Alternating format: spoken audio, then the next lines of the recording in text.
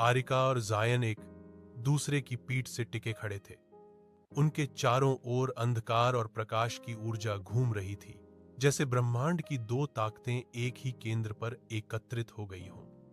रुद्रन की गर्जना से पूरा जंगल कांप रहा था।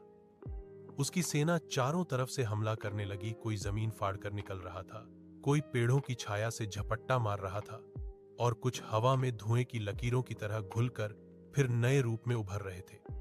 हर दिशा में बस अराजकता, विनाश और भय का साम्राज्य फैल चुका था। लेकिन इस बार आरिका डरी नहीं। उसके भीतर एक अजीब आत्मविश्वास था।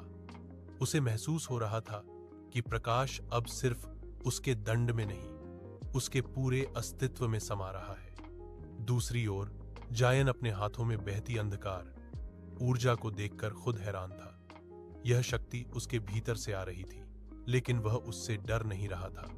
उसे यह समझ आ गया था कि यह अंधकार उसे निगलने नहीं आया, बल्कि वह उसी की इच्छा से आकार ले रहा है। युद्ध भड़क उठा।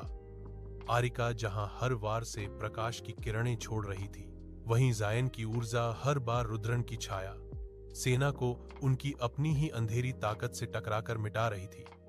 यह एक अजीब दृश्य था। प्रकाश और अंधकार मिलकर एक ही दिशा में काम कर रहे थे। रुद्रन अपनी आंखों में नफरत लिए उन्हें देख रहा था। उसने पहली बार महसूस किया कि यहां सिर्फ दो मनुष्य नहीं खड़े थे, यहां धरती की नियति का एक नया नियम लिख रहा था। रुद्रन ने पूरी ताकत से हवा में छाल मारकर विशाल आग, गोलों की बारिश शुरू कर दी। पेड़ जलने लगे, जमीन फट गई, धुएं से आकाश काल